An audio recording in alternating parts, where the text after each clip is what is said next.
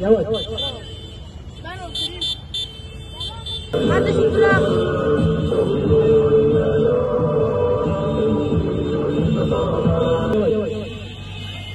Arkadaşlar arada boş bırakmayalım.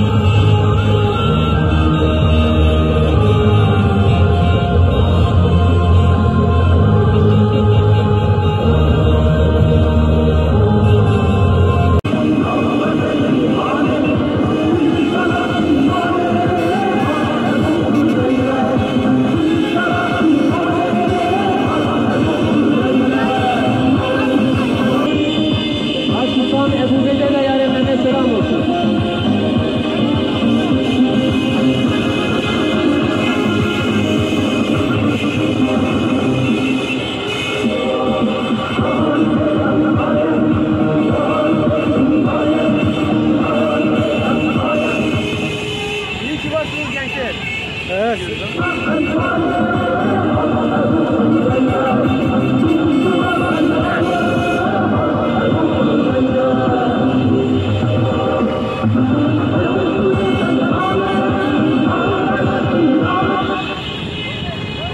İyi ki varsınız bir gençlik. Bir gençlikten Hamas'a selam olsun. Bir gençlikten Ebu Bey'le ve yarenlerine selam olsun.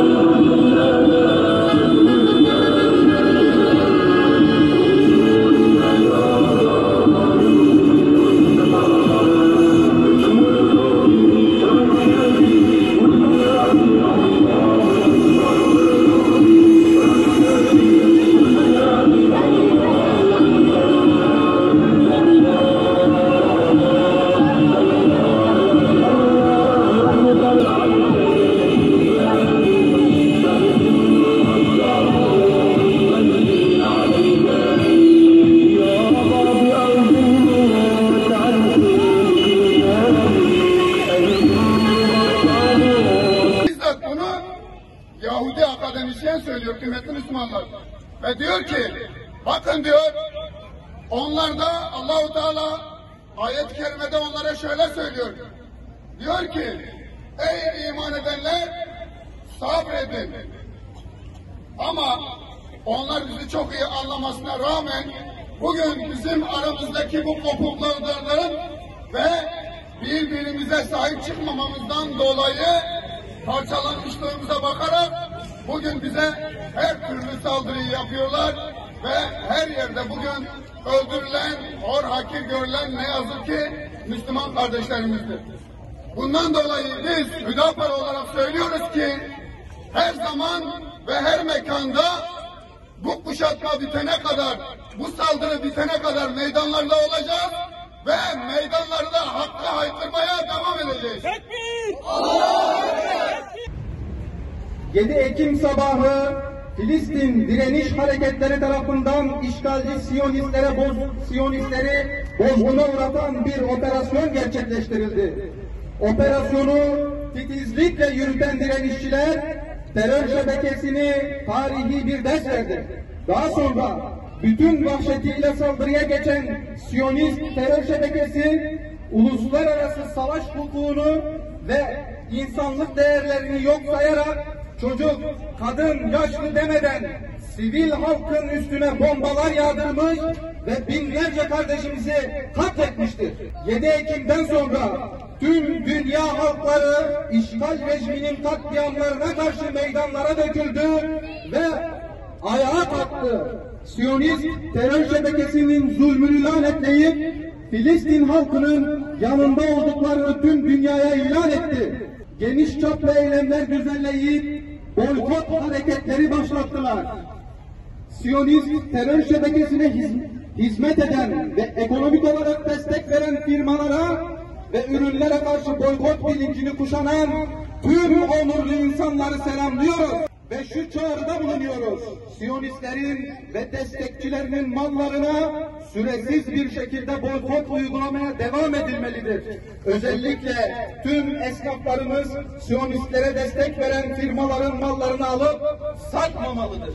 Filistin halkının haklı mücadelesini her mecrada duyurmak ve savaş meydanlarında Filistin direniş hareketlerinin yazdığı kahramanlık destanını, işgal ordusunun perişanlığını ve askeri acziyetini dünyaya duyurmak için vicdan sahibi herkesi mücadeleye devam etmeye çağırıyoruz. Meydanlar boş bırakılmamalıdır. Sosyal medyada Siyonistlerin oluşturmak istedikleri algılar ile mücadele edilmelidir. Unutulmamalıdır ki yapılan her eylem değerlidir ve mücahit kardeşlerimize moral kaynağı olmaktadır. Filistin halkının ve Filistin direnişçilerinin her türlü ihtiyaçlarını karşılamak Müslümanların ve insanlığın üzerine bir vazifedir. Bu vazifeyi ve sorumluluğu yerine getirmemek büyük bir vebaldir. Filistin halkının ve Filistinli direnişçilerin ihtiyaçlarının karşılanması için tüm Müslümanları direnişe maddi destek sağlama konusunda devama çağırıyoruz. Hükümetten somut adımlar beklentilerimiz de sürmektedir. Bu kapsamda İncirlik ve Kürecik askeri üsleri başta olmak üzere ülkemizde bulunan Amerikan üslerinin bütün faaliyetleri saldırılar devam ettiği sürece durdurulmalıdır. En kısa sürede bu üslerin kalıcı olarak kapatılması gündeme alınmalıdır. Türkiye'nin başını çektiği bir yardım koridoru açılmalıdır. Deniz filosu bir an önce yola çıkarılmalıdır. Sadece İslam ülkeleri değil, duyarlı ve vicdan ehli tüm ülkelerin yardım filosuna katılmaları sağlanmalıdır. Bu filonun güvenliği de sağlanarak direkt Gazze'ye gidilmelidir. Hava ve deniz limanları Siyonistlerin her türlü gemi ve uçaklarına kapatılmalı, ticari ve askeri faaliyetlerde kullanılmasına izin verilmemelidir. Gazze halkını açlığa, susuzluğa ve ilaçsızlığa mahkum eden Siyonistlere ülkemizden yiyecek, içecek, yakıt gitmesi ayıbına bir an önce son verilmelidir. Türkiye Cumhuriyeti vatandaşı olan Siyonistlerin işgal edilmiş Filistin topraklarına giderek yapılan soykırıma katılmaları engellenmelidir. Gidenler insanlığa karşı suç işlemekten yargılanıp cezalandırılmalı, mallarına el konulmalı ve vatandaşlıktan çıkartılmalıdır. İslam ülkelerinin liderlerine çağrımız şudur: Siyonistlerle tüm ilişkilerinizi kesin, işgalcileri devlet olarak tanımaktan vazgeçin. Bunları yapamıyorsanız bile en azından bu süreçte elçilerinizi geri çağırın. Filistin'e komşu ülkelerin izzetli halklarına şu çağrıda bulunuyoruz. Lübnan, Ürdün, Mısır ve Suriye halkları, Filistin'de yaşanan vahşet devam ettiği müddetçe sınırlara yığılın, orada nöbet tutmaya devam edin. Yardım ve destek ulaştırmak için gayret edin. Bütün yolları deneyin. Basın açıklamamızı burada sonlandırıyoruz. Ondan sonra sessiz bir şekilde geldiğimiz gibi evlerimize gideceğiz inşallah.